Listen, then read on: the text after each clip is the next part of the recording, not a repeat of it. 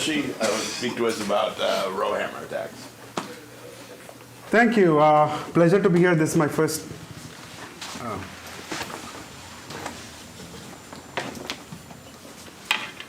My pleasure to be here. I was planning to talk about the broader topic of DRAM reliability. One of the big problems that happens currently in DRAM is what's called Rowhammer, and I'll go in detail about it. It's a problem that I thought that the audience can relate to because it's a problem that is sort of frequent element detection, but under a severe set of constraints. And this is a problem that has grappled the DRAM industry for the last 10 years with no principled solutions, and we'll go into why this problem is difficult and what can we do to solve.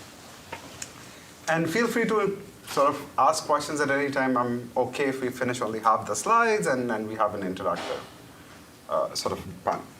interactive discussion. This is morning, it's 9 a.m. I'm like, I don't want to just start with like, this is a DRAM cell logo into it, so let's start with puzzle. 6 characters, college students. There's a prize, let's say Taylor Swift concert tickets, because those are the things that... Sorry, could you make the microphone louder? Microphone louder, please. One prize, and they want to divide, right? And we want a fair algorithm. Everybody should have 1/6 probability of winning. How do we do it? Right. Roll a die. Roll a die, exactly, right? Roll a die. Everybody rolls a die. Whoever rolls a 6 wins. One, I mean, not necessarily the best one. You could say that this is fair because everybody has 1/6 chance of winning. Everybody rolls a die. Whoever rolls a 6 wins. Right. This is IID, independent and identical distributed selection. Seems fair, but there's a problem here. Yeah. Are they rolling the same die? They're rolling the same die again, right? Sequentially, one after the other. All right. What about multiple people throwing 6? Yeah, so even though this is IID, it doesn't guarantee that they will just have one winner. It's possible that you have 0 winners. It's possible that all 6 of them wins. You have one ticket. You can't really split it 6 ways. So how would one solve it? You assign them all a number from 1 to 6 and roll the die. Yeah, so this is also a fair way of doing it, right? Just give everybody a number 1 through 6 and roll a die, and whichever number comes, that person wins, right? And this is guaranteed to have exactly one winner, right? They both are sampling methods, but different properties, right? Yes? What if the die is not fair? Assume fair die. Assume fair That's why I wanted everyone to die. roll. So now let me make the problem a little bit more interesting, right? We said that there are 6 people. Right? I have a ticket, a person comes in, right? And then another person comes in, then another person comes in, right? They're coming in sequentially. I don't know how many people are there yet. I can keep track of only one name. And I want an algorithm that's fair. At some point, the bell rings and you know how many people have come in. But I can't keep track of all of their names. I have a whiteboard. I can only write one name.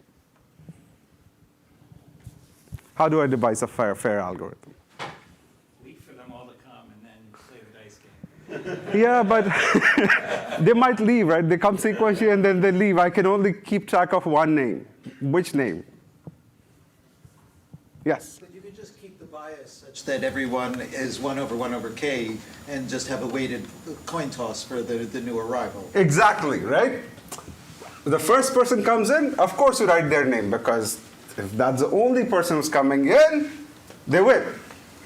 The second person coming in, you want 50-50 probability, so you flip a coin and you overwrite with probability half. When the third person comes in, you want the third person to be selected with probability 1/3. So you overwrite with probability 1/3.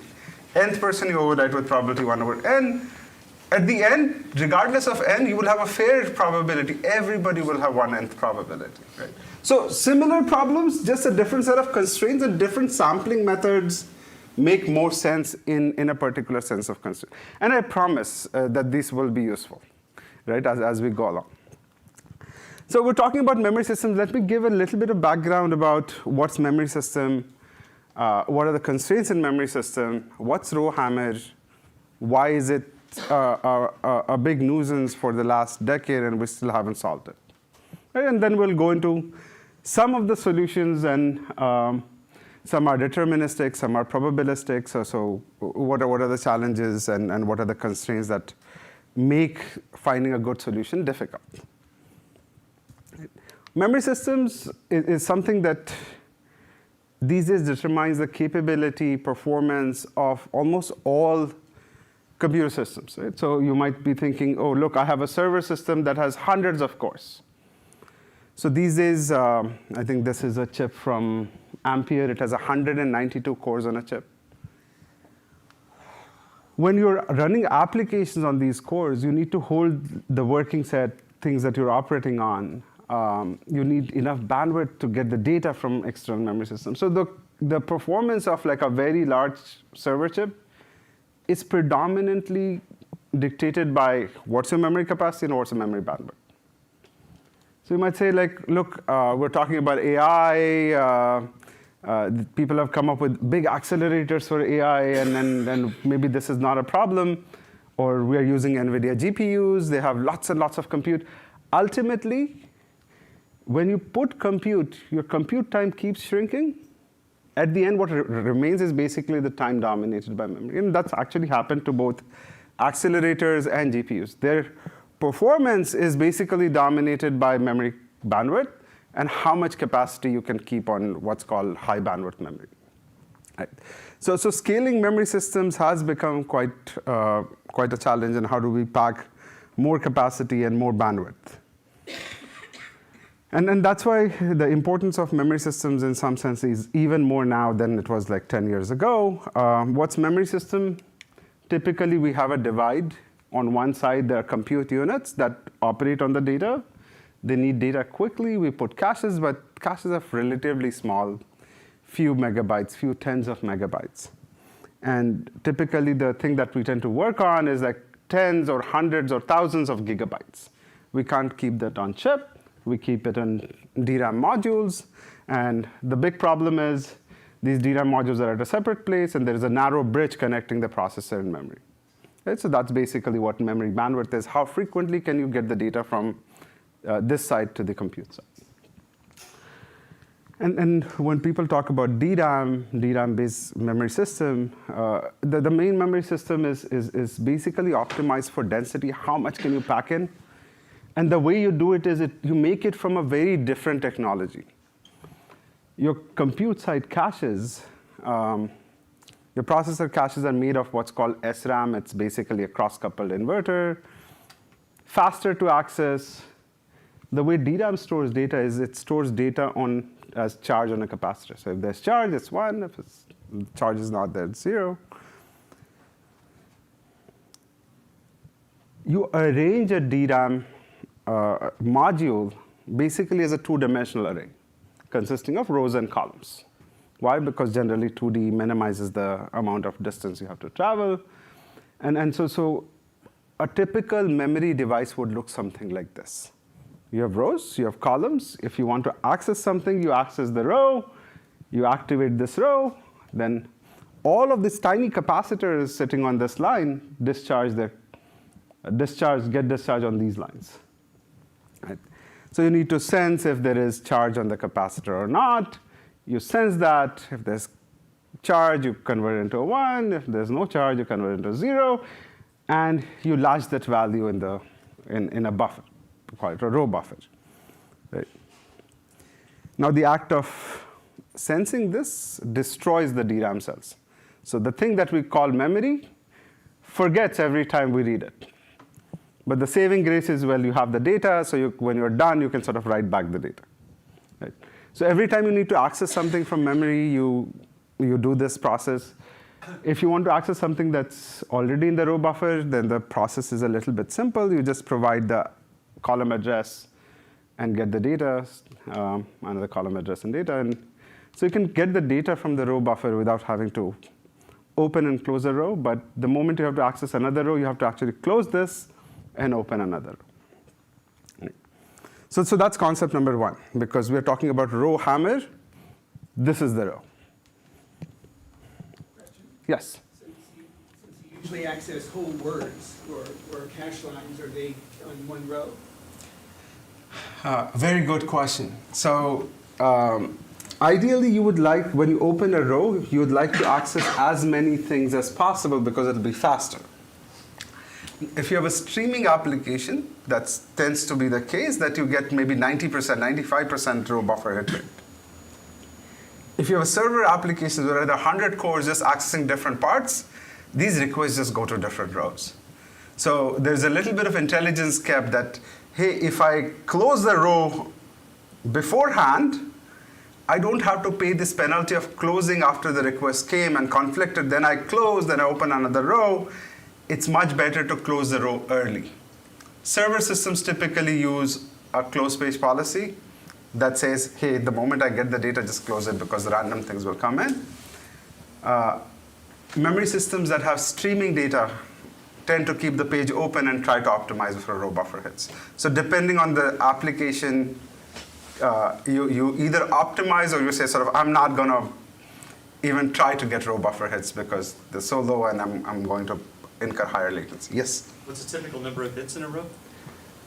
Roughly about a kilobyte to 2 kilobytes.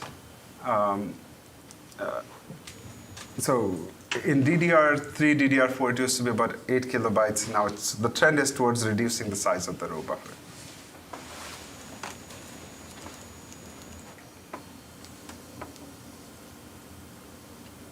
So you need a single data item. What do you do? Just get the row and column address and then.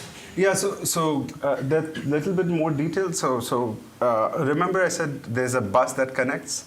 That bus is typically 64 bits, 8 bytes. So you get 8 bytes, then you again get 8 bytes, then again get 8 bytes. You do this process 8 times, right? And that's when one cache line gets transferred, and the array is ready to service another request. So far, so good. Another aspect of this charge-based storage is that over time, charge leaks, right? If you store a little tiny amount of charge on a capacitor, if there was a perfect open circuit, the charge would not leak, but these are basically transistors that are acting as on-off switches. DRAM cells leak charge. So the thing that we call memory forgets every 32 milliseconds, right? It's the most forgetful piece of technology that we have, and we have learned to live with it for the last 40 years. So what we do is, within that retention time, 32 milliseconds, we open the row and we close the row, because when we close the row, we put the charge back. Yeah? And you want to do this refresh operations for all of the rows in memory within this specified 32 milliseconds. Now, one way to do this is lock the world and say, I'm going to take millions of rows and I'm going to refresh everything. And then when I'm done, you can start the work. Refreshing the entire memory takes something like 4 milliseconds. So every so often, you'll just get a hiccup of 4 milliseconds, and you don't want that. You want your computer to run smoothly. So the way the memory industry has gotten around it is you don't do all the work at the same shot.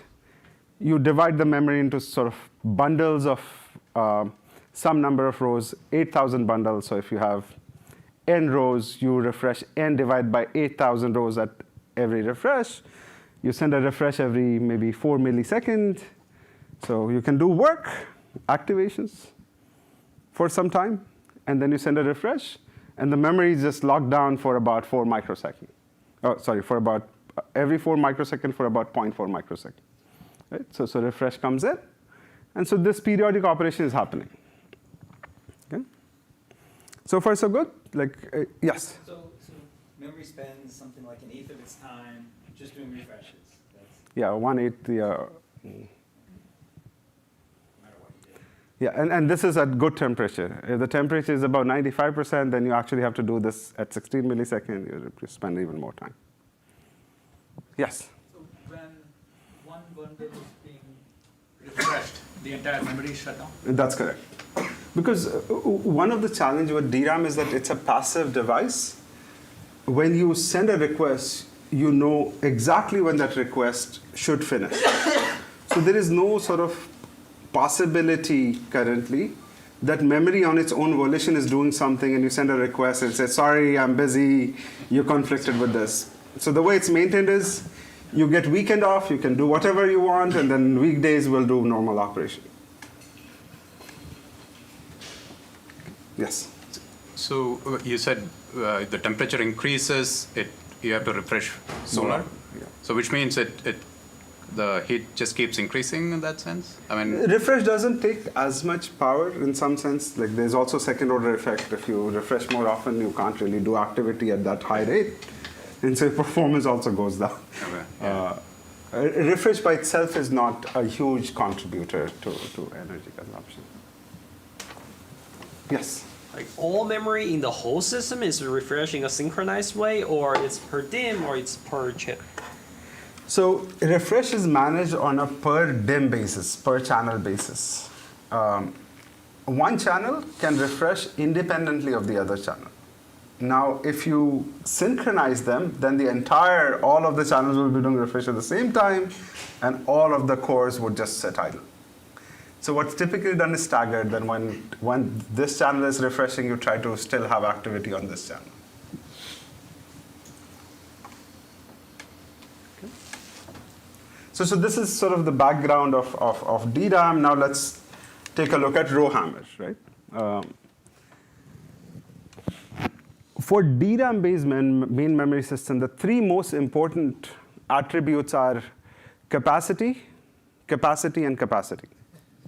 DRAM industry basically cares a lot about packing more and more bits at minimal cost. It's a commodity market where 5 to 10% margin can just sort of make or break. Right? So the DRAM process has evolved to pack as many bits as you can, and when you make the feature size smaller, what happens is that you can pack more cells, but then these cells are also becoming closer to each other. When you access a particular cell, you can cause interference in a neighboring cell. And then I'll talk about one modality of that. Right? So there's inter-cell interference. And now you can imagine that if cells are getting smaller and they're coming closer to each other, this interference increases. Right? And that's why this problem has become even worse, roughly about 30 to 50x worse now than it was a decade ago. Why? Because we have smaller devices. Smaller homes means neighbors can listen to you more. If everybody lives in houses far apart, then noise is not a problem. So one modality of this inter-cell interference is what we call Rowhammer. So this is the main memory row. In DDR3, it was about 8 kilobytes. It has reduced since then.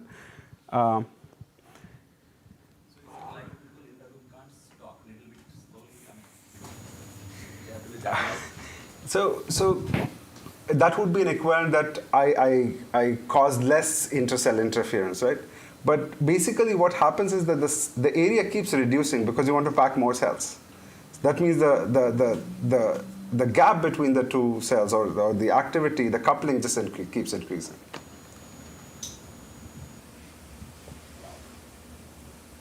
Right, so what is this problem? This problem happens when you're accessing a data item from the same row again and again. But didn't you tell me that if I have a row buffer, if I'm accessing the same data item, then it'll just get from the row buffer? Absolutely right. That's why there are two rows here, not one. So what I'm going to do is access A, B, A, B, A, B. Every single access, you discharge your own cells over the bit line and you sense them, right? But what also happens is that the act of opening a word line causes the neighboring cells to also leak a little bit of charge, tiny amount of charge. That by itself is not very high, but what happens is that if you continuously keep doing this, the tiny amount of charge that constantly keeps leaking with each activation from the neighbors, that can be enough such that the charge that was stored in that neighboring cell would go below a critical threshold, and instead of sensing a 1, you'll sense a 0, right? So for example here, every activation takes away a little bit of charge, little bit of charge, little bit of charge, little bit of charge. And then even though you haven't accessed this row, the data in this row will get flipped. And this is what's called Rowhammer. You keep accessing a set of row again and again and again and again and again, and each activation takes away a little bit of charge. Yes? How big are the rows compared to cache lines? Couple of kilobytes versus 64 byte cache line, so each cache line has So close that's to not going to solve this. 30 to 64 cache lines. Yes? So when you're thinking about this, when you use the word attack, are you thinking about someone maliciously doing this? That's correct. And then Like- there's more fun to this. All right. Right? This is not just a reliability problem, this is a security problem. Yes? So I guess maybe getting to that, what's the assumption about the attacker, what they know? How do they know that row is what they want to attack? Okay, so there are two things, right? One is an untargeted attack. My job is just to get some random bit flips, then I don't care, I just pick two rows and then flip bits. The second is a high value target. I want to flip bits in some targeted attack, right? Why would I want to do that? Let me come to that. Think about page tables. The page tables control whether you are a super user or a supervisor, right? All of us are typically users. The operating system is a supervisor. There is a single bit in the page table entry that determines whether you're a user or supervisor. If I can flip that bit, and of course I don't, as a user, I don't have access to it. I can't ordinarily go and access and write to it. But using Rowhammer, if I can access neighboring rows and flip that particular bit, then I can, instead of a user, I can become a supervisor. I can just escalate my privileges, take over the system. Right? Can't you put some buffer rows at the neighbor of the cycle? Very, very good. And actually, Android did that. It's called guard rows. There's a paper called Guardian. There are two things that complicates this. You'd think that these rows are arranged sequentially, right? So row x and x plus 1 and x minus 1 are sort of x minus 1, x 1. Internally, the DRAM chips scramble the rows. You don't know which row is the neighbor of which other row, right? And the second problem with that is, of course, like you're wasting half your memory, right? If you're using only half the rows, for high-value target, it might be okay. For some others, it might not be. But the bigger problem is that internal addresses of a chip are not known to the architecture or the software. There was a question here? Yeah. Over here. Yes.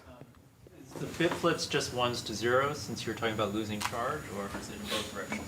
So you lose charge, but in general, I said the presence of charge is 1 and the absence of charge is 0. Typically, for reasons of power, internally the DRAM chips also have what's called anti-cell, where absence of charge is DIMA 1, presence is DIMA 0. So there's been some work that shows that rows in cells in a particular row tend to have only one direction of failure, because they tend to either be true cells or anti-cells. Right? So there's some property, but you see bit flips in both directions. Yes? So I find I tend to lack a little bit of intuition about how security people think about these vulnerabilities, and that, like, I would like to make some part of this randomized or noisier, but I find the pushback that, like, well, if there's some channel there that leaks bits and you introduce some noise, there's still fundamentally like information leakage or something, and this isn't the solution. How do people think about things like storing ECC information on a separate row so that you're at least diversifying the number of rows you'd have to hit? Is that the same effect of maybe diminishing the leakage of the channel, but it's still there, so it's no good, or is that a sufficient solution? So you're going in the right intuition, right? In fact, So maybe could you summarize the question? Yeah, so the question is, if bit flips happen, why can't we use ECC organized in a particular way to deal with bit flips? Will it reduce the problem, right? And that's what the response from server vendors was, that look, we already have strong ECC. If a couple of bits flip, why do I care? And of course, security researchers being security researchers, there was a best paper at Oakland IEEE security conference at 2019, that showed that you can use ECC DIMM's timing channel to cause bit flips even on ECC DIMMs, right? So people have exploited that and demonstrated that even ECC DIMMs are not secure. It does make the problem harder, right? A second approach that some defense folks have taken, including my own group, is that don't just use ECC for correction. Use some of the budget to do strong detection. So if you can detect, at least that you can prevent the kind of privilege escalation attacks, right? So there's been sort of that morphing of ECC that has happened. Don't put all of your eggs in the correction basket. Take some and put it in detection. Then there's another problem that you've now given somebody a weapon to sort of keep making your system reboot again and again because that just cause failures. You'll say, failures happen, reboot. Yes? The question is that if the underlying layout of the memory physically is unknown to the upper layer, like the system, software, etc., how can the attacker find the neighboring row of the victim? Good. So I used to think about it like that too. Attackers have grad students who have a lot of time. so what they tend to do is they map a 2 megabyte page. It's fairly long. It is like hundreds of rows. And they'll start doing, Rowhammer these two. Okay, nothing happened. Rowhammer this. This bit flip. That means X and Z sandwich Y. Right? And so there's a trial and error period that happens. Attacker only has to win once, right? And then they have time. So there are a lot of problems, challenges if you're the defender, because you have to win every single time. Attackers take their own sweet time. Yes? What if you migrate rows so that it takes the amount of time that it takes? I mean, you're sort of doing a birthday paradox attack. So as long as you keep ahead of that, then they won't be able to find something. Very good suggestion. So this is something that dynamic row migration policies is something that we explored about 3 years ago. And then the problem again is like taking a row out and then putting it back in takes performance. But that is an avenue that my group and others have explored. The intuition is quite right. Yes? So in case of this, you said the grad students do a lot of trial and error. So one server to other server, it could be different. Typically, it's a property of memory DIMM. So if you know that Samsung part number, this is this, and there are only so many mappings. So what you do is you create a library, and then you just try those patterns, right? So attackers also accumulate data over time. That hey, typically Samsung uses this, Samsung part number this. Samsung has these 5 mappings. Let's first try this. How about in a virtual machine environment where it can be migrated into a different host or? So the thing is that it might not take a long time to learn this, right? Especially if you have a templatized attack that try these 5 mappings and do this, then the time it takes to do Rowhammer is not that hard, right? So to give you an example, if the threshold is let's say 4,000, to do an activation and pre-charge takes 50 nanoseconds. If you're doing it over a pair, it's about 100 nanosecond. 4,000 activations is about 400 microseconds, less than a millisecond. Right. Another problem with this kind of approach that actually came from Microsoft is that, yes, you can detect these failures, but a nation state with a lot of money can just buy 10 cents on a bunch of millions of cloud systems, cause Rowhammer because it takes about a millisecond to cause failure.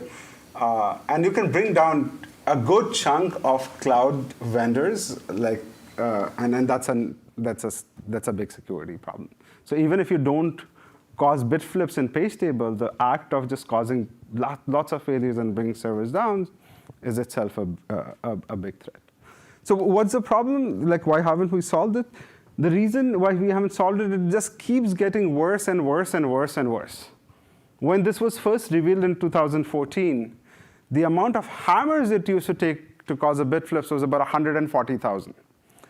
To give you a sense, if you just continuously just do activation on one row, within the refresh period, you can cause something like 700,000 activations. So you're basically burning 20% of your entire budget on a single row. Right? Like highly improbable unless you were like really, really motivated. DRAM cells became smaller, leakier, smaller, leakier, smaller, leakier, and that kept happening. And the last characterization that was available had thresholds of about 5K. Yes? Just to make sure I understand, the number on the y-axis is how many times you have to alternate Yes, yeah. around that That's one correct. row. Yep. Okay. So that's called Rowhammer threshold, TRH. And so it's a moving target problem, right? In fact, if a threshold is high, a lot of very simple techniques work. When it was here, DRAM vendors actually built in, so in 2014 this was revealed for DDR3. By 2016, DRAM vendors came and said, we have Rowhammer-free DRAM, we have solved the problem. They put some trackers that worked well for very high threshold. And of course, attackers being attackers, the best paper at IEEE SNP Oakland was breaking this tracker. Right?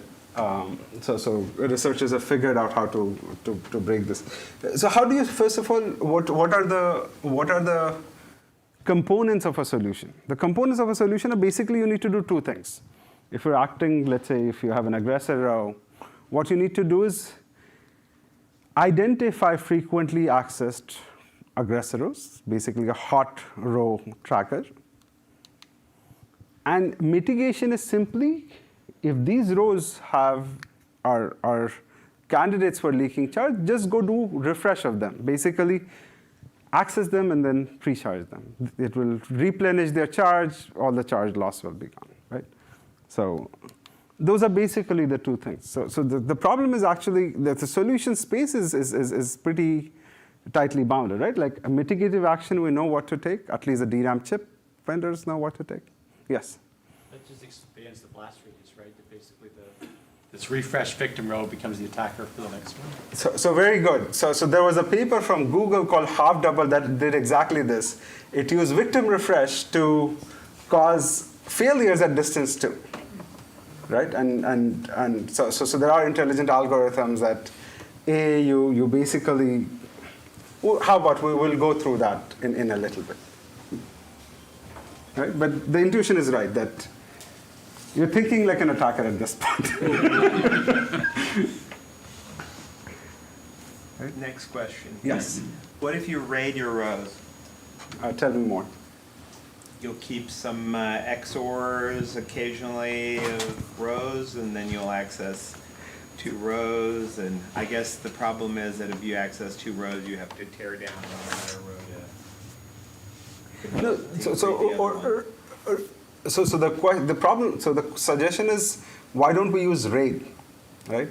So RAID has 2 things. RAID fundamentally requires that when I access some. What RAID is for those. RAID is a redundant array of inexpensive disk. If you have n disk, I mean, if you have a disk failure, you don't want it to be catastrophic. So you basically have n disk and 1 parity disk, and whenever you write, you also write the data and you update the parity.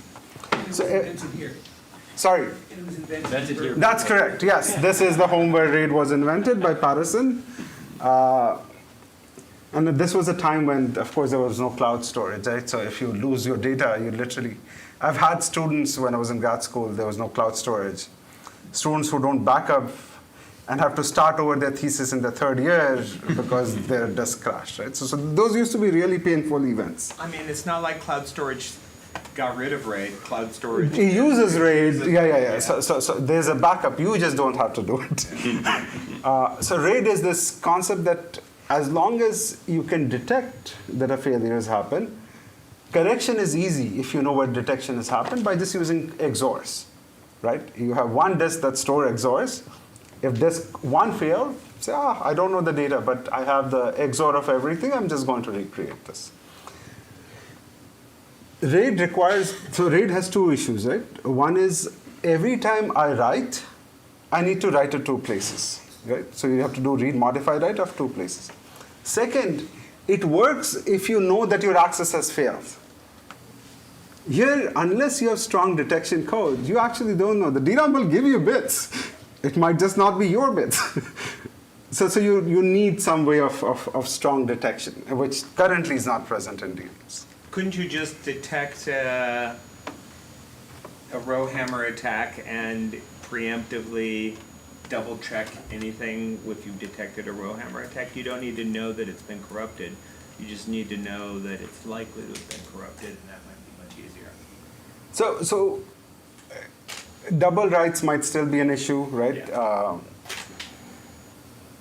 How about we get into the solutions that might be cheaper than actually spending that much, right? So in disk, generally, like, so when you do a write, you have to do a read, compute the XOR of the data, right? Because unless you know the previous data, you can't compute the XOR. Then you have to read the parity disk, put the XOR, and then write. So a write becomes 2 reads, 2 writes. For DRAM, it's actually quite expensive to spend that much. Right. So you can do this track. So let's, for the time being, we know how to mitigate. We know, once we can identify the aggressor row, we know which rows to mitigate. Let's assume that for now. So the main problem becomes tracking of the aggressor rows. And if you want to do it inside DRAM, when do you do it? A DRAM can't just say, oh, I'm going to do aggressor row mitigation. Because it's synchronous, it cannot just take time off at any time. So you tend to steal or borrow time from ref. This figure that I showed, you do activations and a refresh pulse comes in. You do not only the refresh of rows that you want to do, but you also take some time and use it for Rowhammer mitigation. For example, you can say, okay, I'm going to use 30% of my time to do Rowhammer mitigation. What does this mean? If you've identified an aggressor row, I'll just go and refresh the victim rows of that aggressor, right?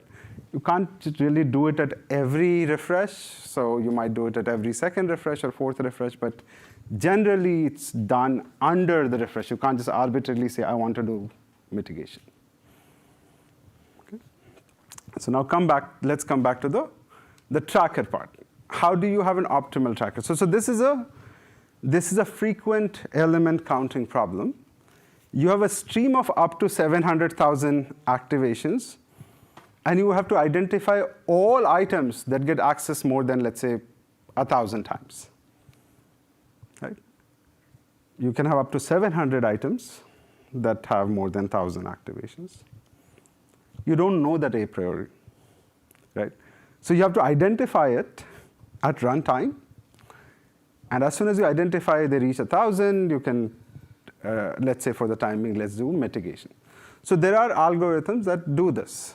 Misra-Grease algorithm has been used in developing a tracker. And then people have applied that to the in DRAM setting that, hey, I can't immediately do mitigation. I can only do mitigation at refresh. So I'll take the highest counter value and refresh. And then next time, next highest counter value and refresh, and so on. Right? So these are what's called deterministic trackers. And the problem here is that they need thousands of entries per bank. Now, this might not seem a lot, but as I said, DRAM industry cares a lot about cost. And this level of cost of thousands of entries for each bank, there are roughly about 32 to 64 banks on our DRAM module, is quite high. And this, again, cannot tolerate arbitrary thresholds.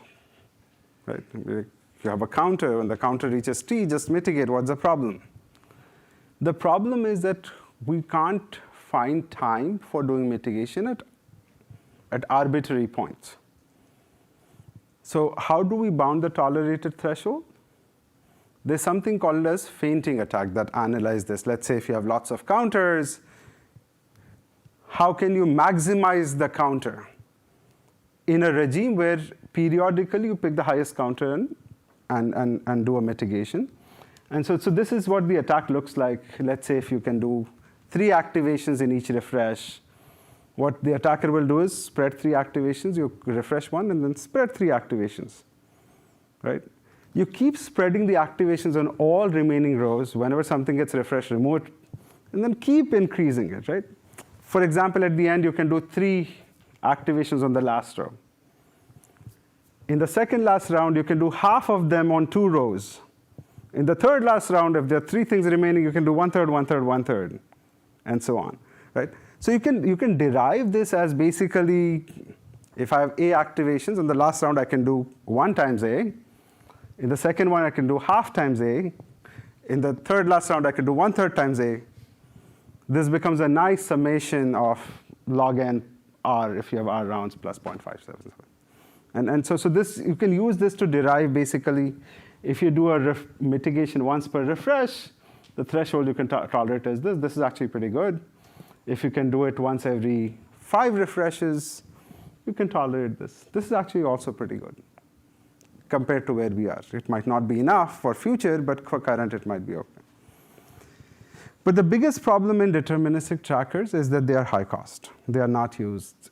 DRAM industry cannot afford thousands of tracking entries per bank. So what they did is, we can't afford 1,000, but we know how the optimal trackers work. You basically have some sort of activation count, and you select something that has high activation count. We'll try to do that, but we'll only give you about 4 entries. Right? And so this was their solution. We will not give you thousands of entries. We'll give you about 4 entries with some counters.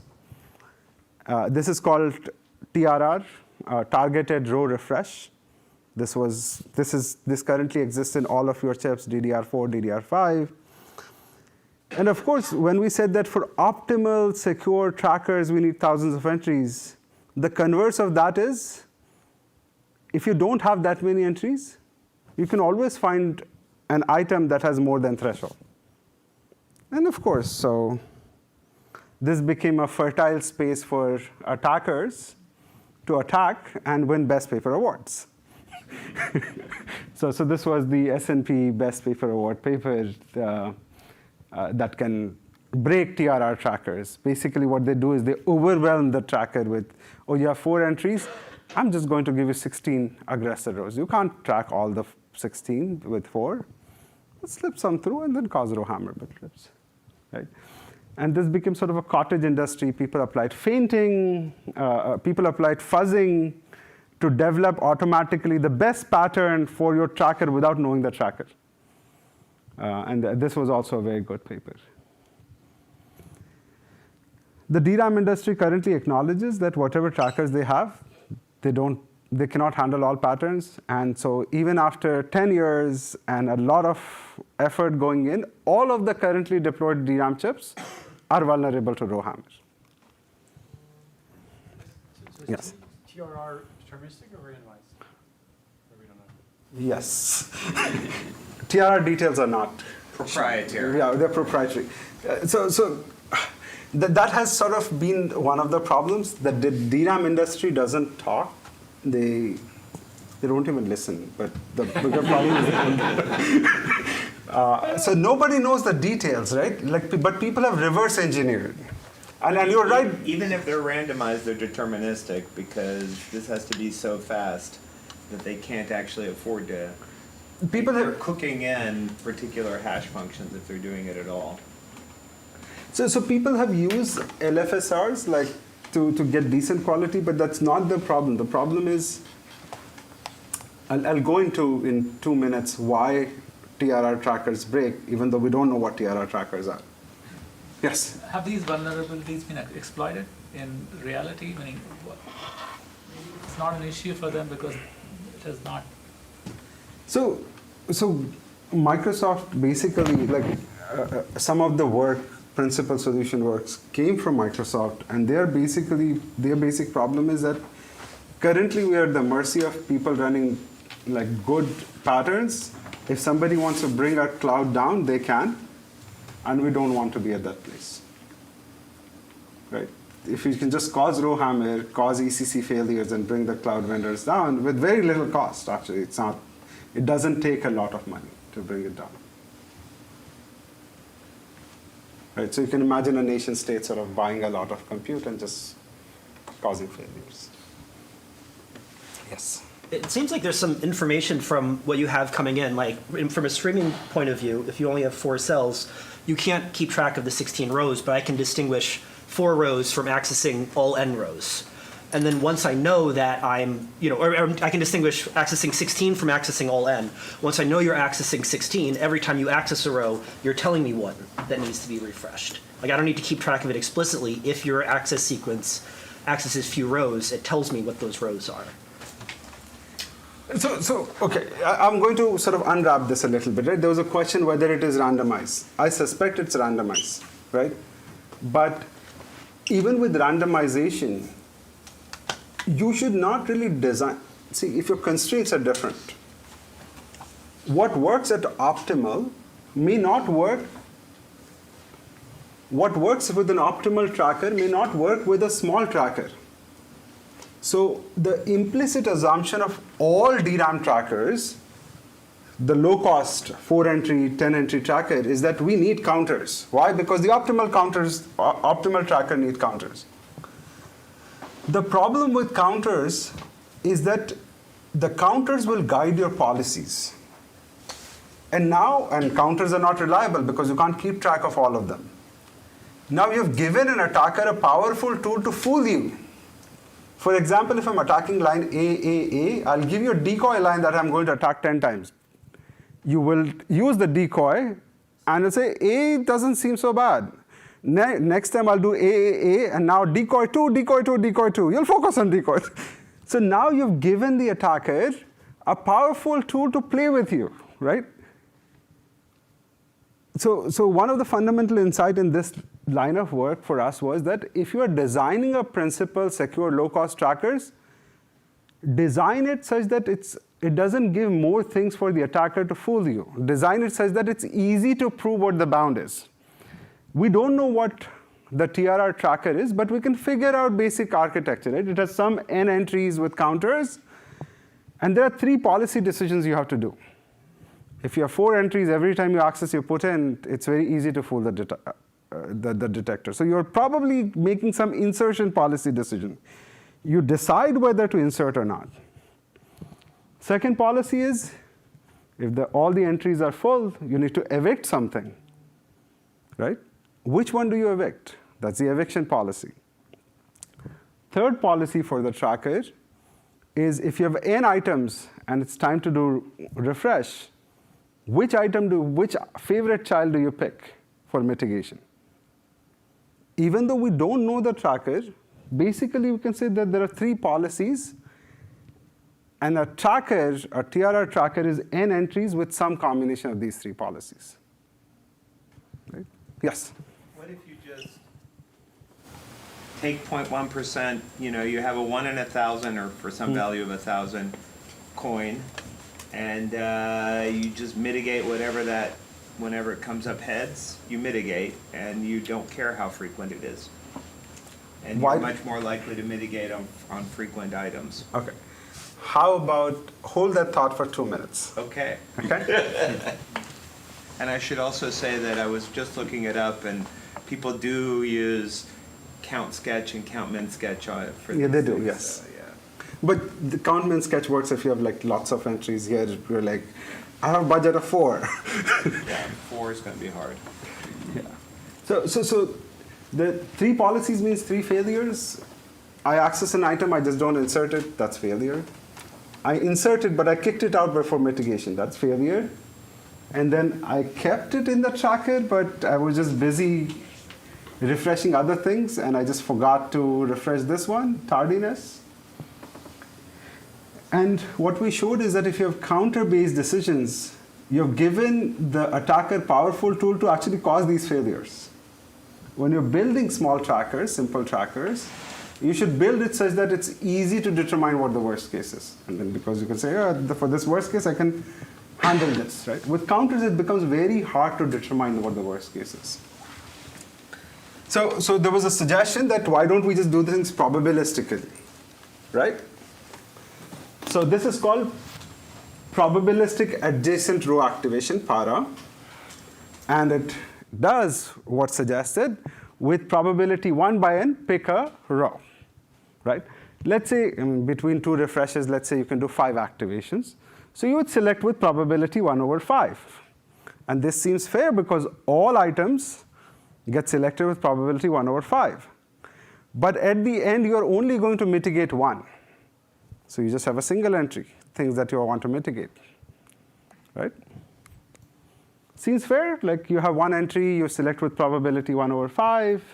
At the end, you take whatever is in that register and you mitigate that. Seems fair? Reasonable?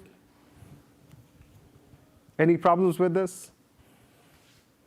You're going to repeat this then? At the next refresh, you'll do the same thing. Every time an item gets accessed, with probability 1/5, you just put it in this register. Don't you want to do it based on access? So something similar to what you No, see if yeah. So this is how it's done, and this is the puzzle problem, right? This is IID selection. IID seems fair, but is not fair. Why? Because you have a single point. If C gets selected with probability P, what happens if E gets selected? C gets overwritten. C gets selected, you mitigate. No, you can't. You can only mitigate at refresh. Yeah. Right? Because it's in DRAM, DRAM cannot just take weekend off. It has to wait till Friday night. Right? So IID seems fair, but if you were the attacker, you would attack item A. Why? Because the chances of item A surviving is low. If anything else gets selected, it will get kicked out. Right? So IID sampling is not okay. And by the way, when we submitted this paper, 2 out of the 5 experts said, yeah, but this is a simple problem to fix. If an item gets selected, don't select any other item in the window. Right? Something like this.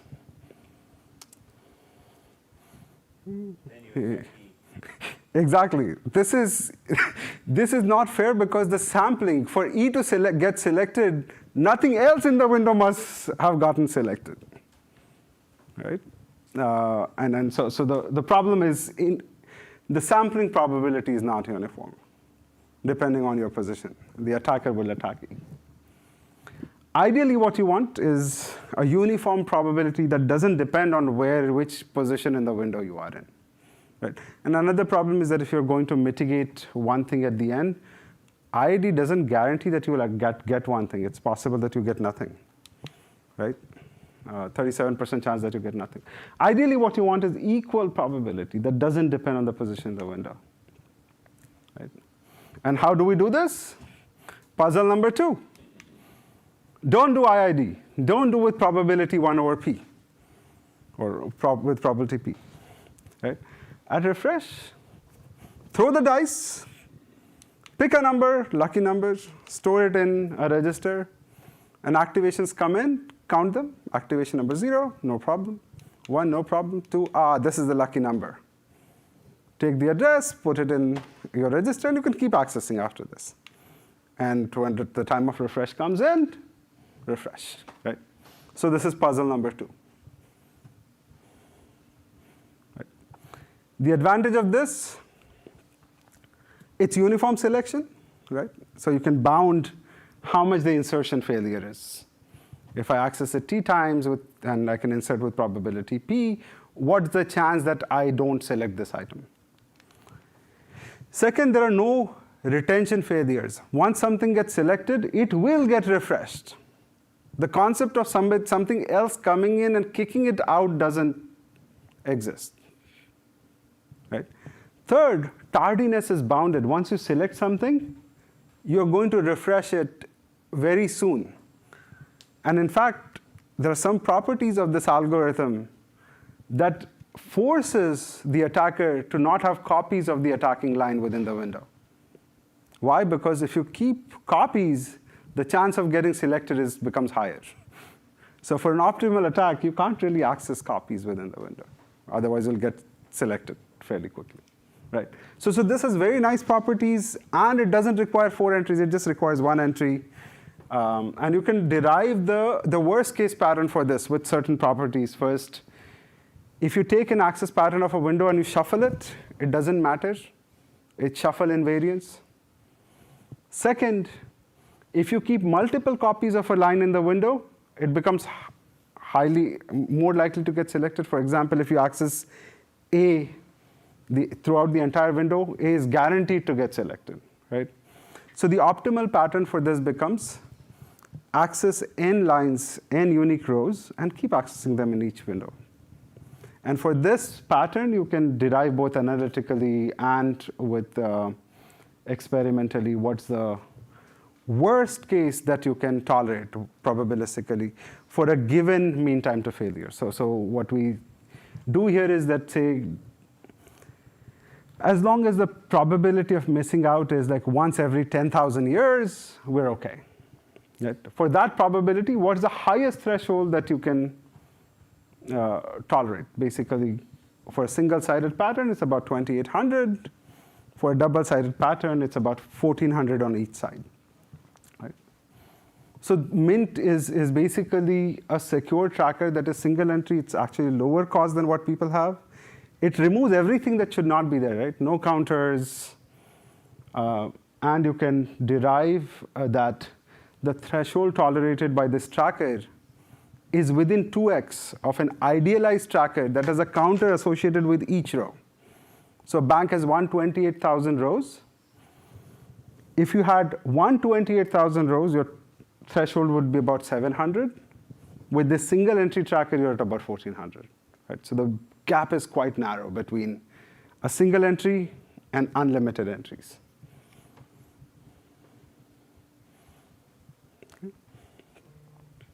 Yeah, so the puzzles that I asked is something that actually is quite important in this context. How do you do selection, IID versus URANT? Yes? That brings us to puzzle 3, right? If you don't know how many. I'll come to that.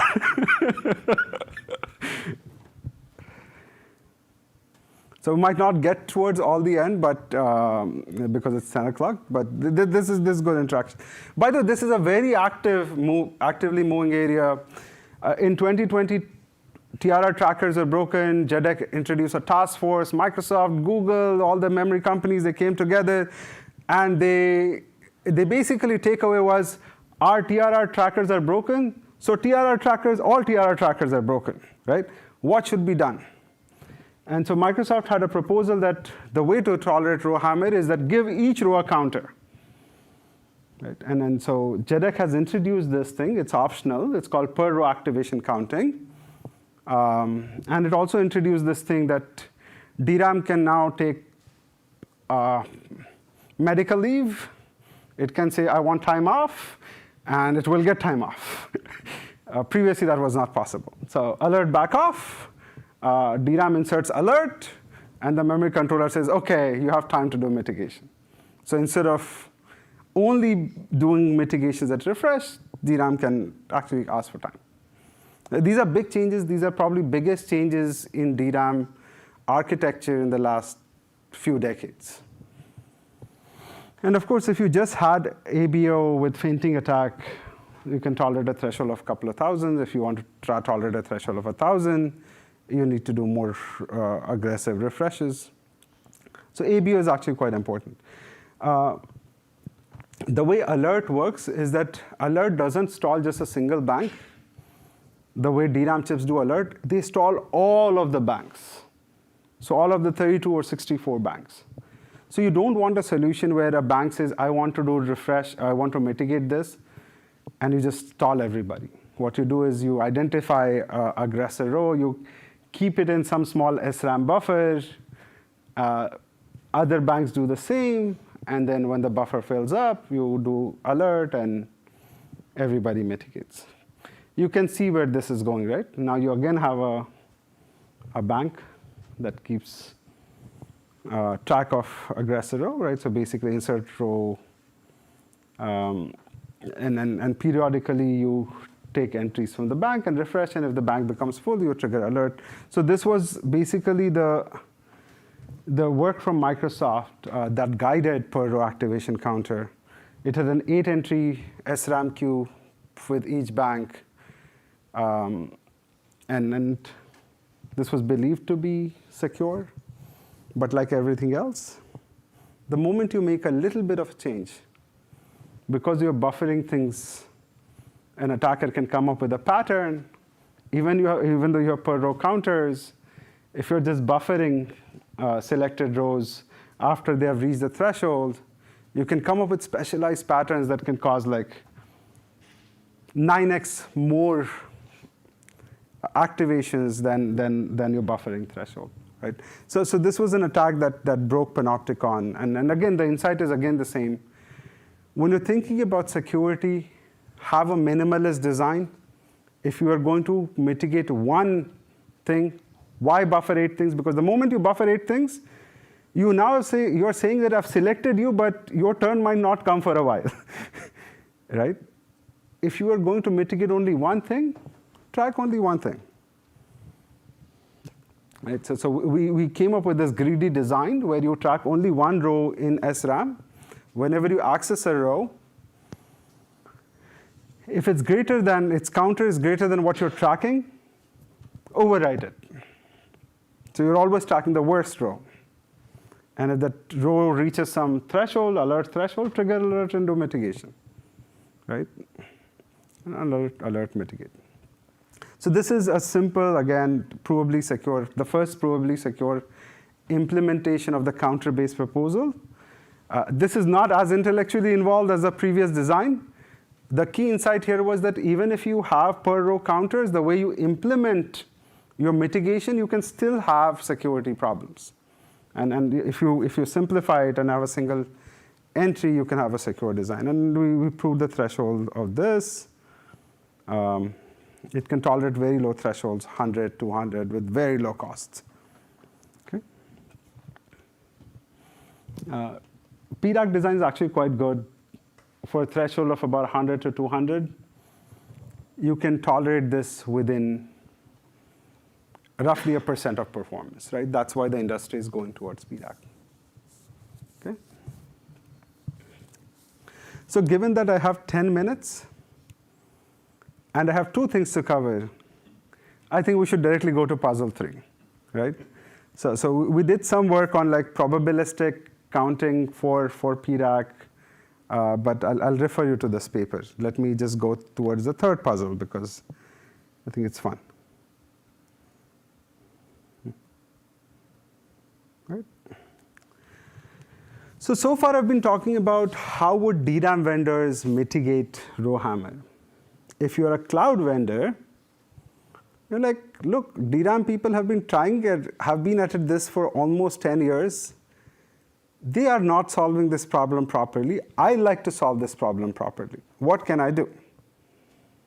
And one could do what was suggested, right? At the memory controller, whenever you're accessing, say, I'm accessing this row with probability P, I'm going to just mitigate.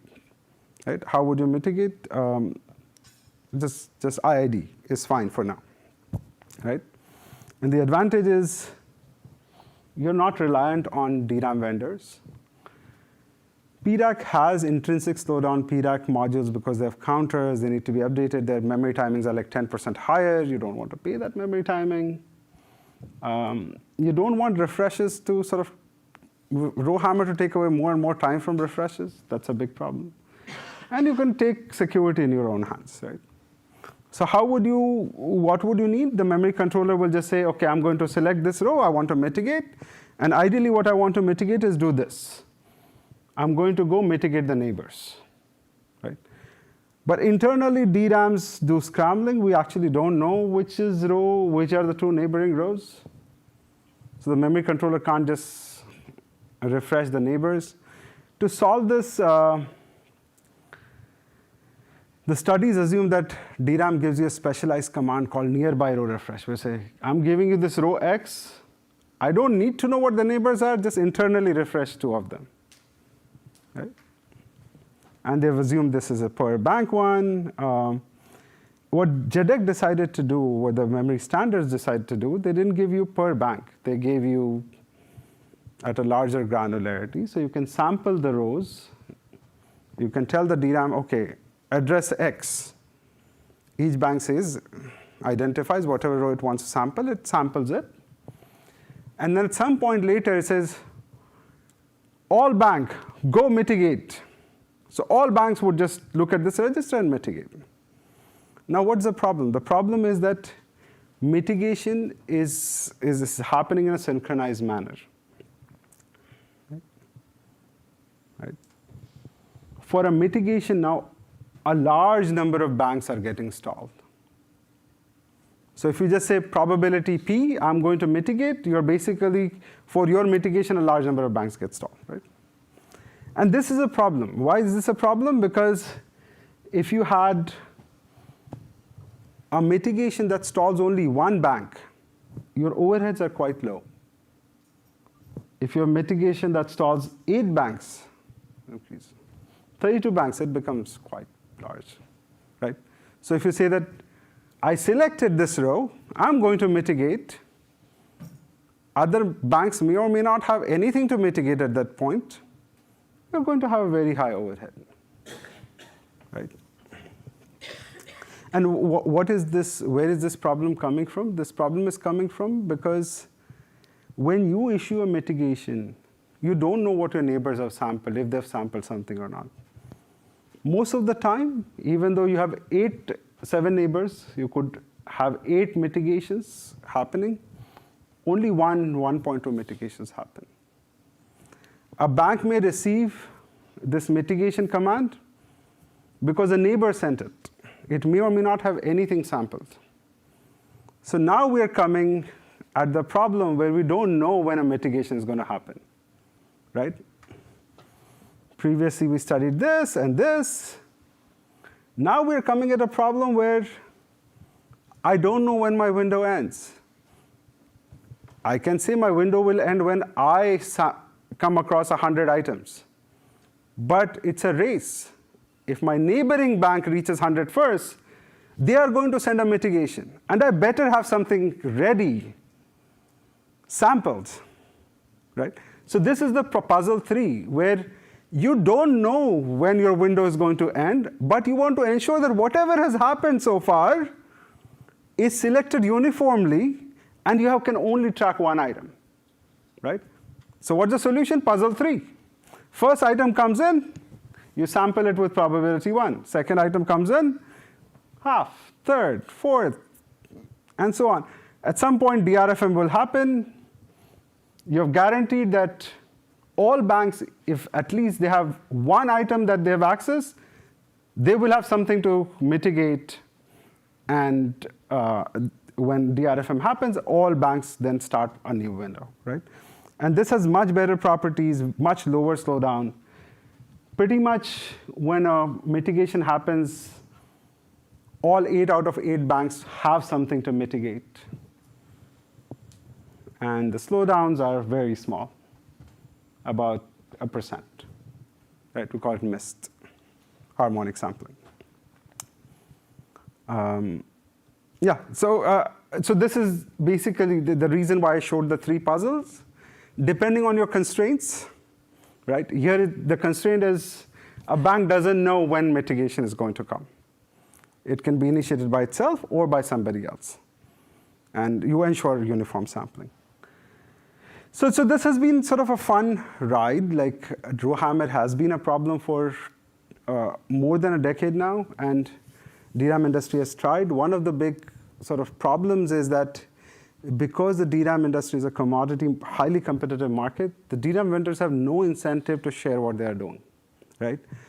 And the path that happened is Rowhammer got discovered, DRAM industry built obscure mitigations. Those obscure mitigations got broken. So the outcome came is all TRR designs are broken. Let's go for a very expensive solution. But this thing that, hey, how do you design a secure low-cost TRR never happened, right? And that's where I feel like academia can play a role, right? We can release a design and ask people, go, try to break it. And in security, that's sort of the way to make progress, right? That you release a design, you let others break it, you argue for why it's secure, but usually the person who develops a solution tend to look at it with rosy eyes, right? You never see the flaws. Only other people can see the flaws. So this exercise of like releasing something, letting the community take a stab at breaking it is very important. And in academia, that's more likely to happen than in industry, right? And so it's possible to design secure TRR. industry has been sort of going towards a deterministic solution, high-cost solution. We looked at how to make secure PRAC design, reduce the slowdown of PRAC, and if a memory vendor or a SOC vendor, if a SOC vendor wants to have mitigation, how should you develop it?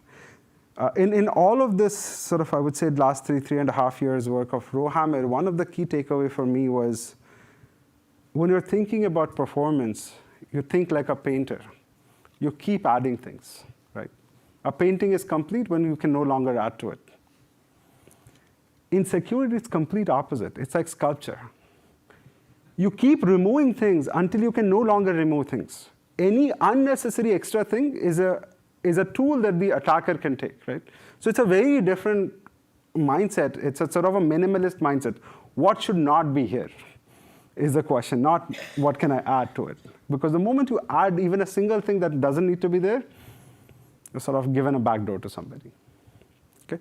Thank you, and I'm happy to take more questions.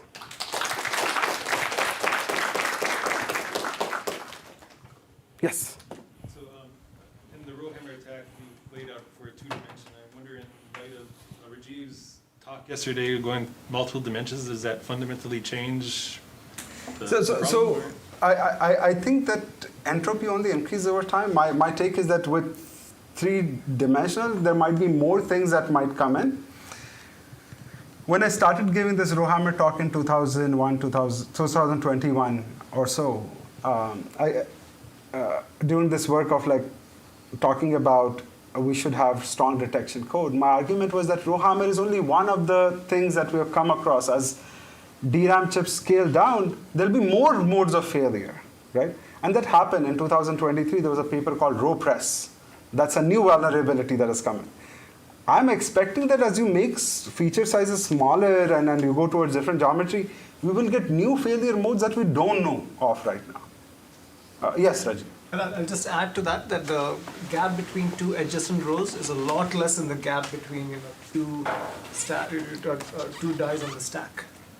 So the chances of Rowhammer also manifesting in the third dimension is relatively small. Right? There's a whole strip of silicon in between. So just that's correct. Yeah. So that dimension is probably like millimeters, and this is like nanometers. Correct. Right. My point was a little bit more general, right? That we are only thinking about the failure modes that we know of right now, right? As things become smaller, there are typically newer and newer failure modes that come in.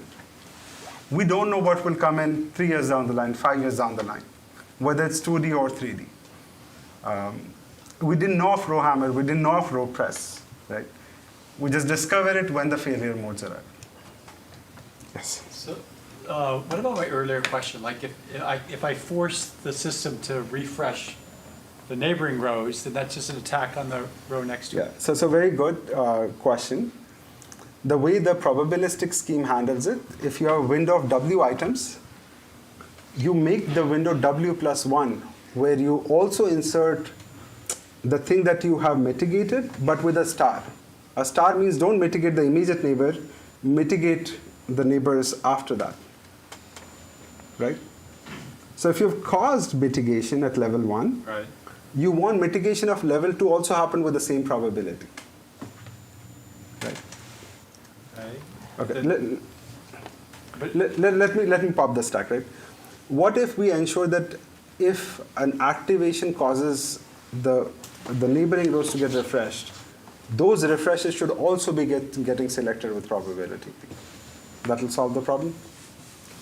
Because then it's no different than a demand refresh or demand activation accessing those rows. Right?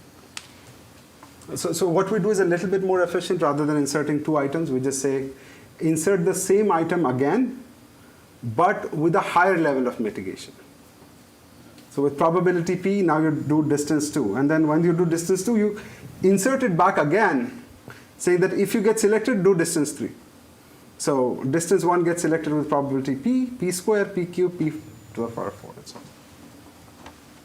And another question is,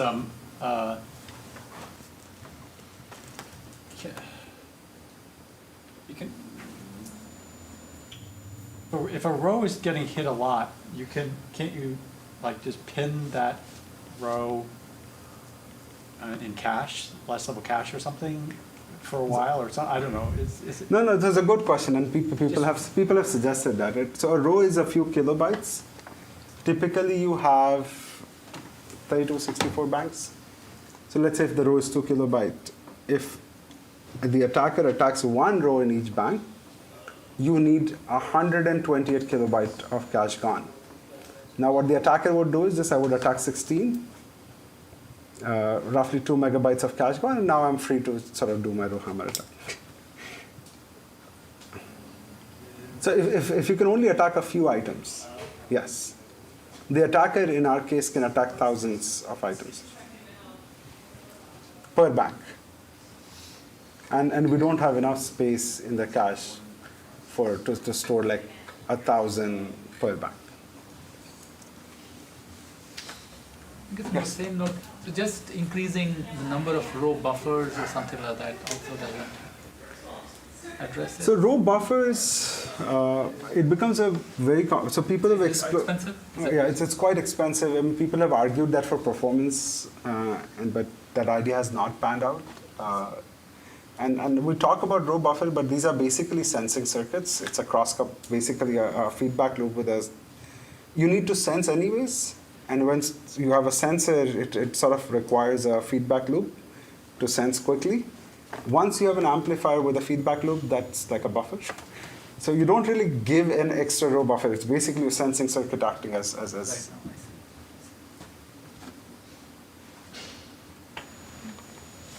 Yes. Oh, sorry, I have a silly question. So this looks to me that it's no longer an open problem. I mean, is Rowhammer still a problem after this solutions?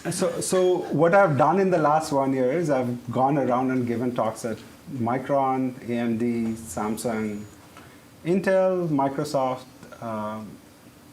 discussing the solutions. I think there is a good, I mean, especially for the TRR tracker, I think that there is a good simple solution. Industry should not go and build obscure trackers because they get broken. Just last month, there was a paper called Phoenix that broke Hynix DDR5 tracker. But can it break this, like this one? They should use this, I agree, but they made this chip 4 years ago. This paper came out last year. I see. Right, but that's sort of my argument too.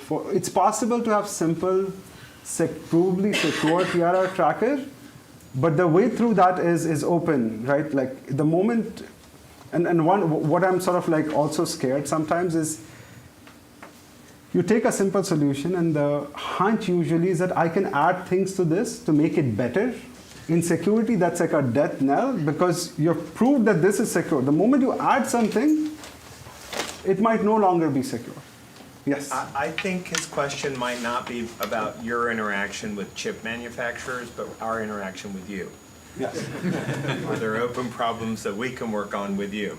Yeah, it seems to me that it's already solved. It's just you haven't persuaded the industry people to use your solution. No, so I would say that there are constraints that emerge, and I don't know what the sampling problems are, right? I would say when we're thinking about Mint, we thought it's solved, but then when this came in, a new sampling method came in, right? So in this area, it's sort of figuring out what the constraints are leads to better solutions. And it's possible that there's a different set of constraints that we don't know yet, where, again, there might be a good way of solving it, right? So let me think a little bit more about this, but sampling under a set of constraints is something that, again, belongs to the theory community, right? When I came across Messergis, I'm like, wow, such a simple algorithm and it works. All right, I think that's a good way to. All right, we have a coffee break to have our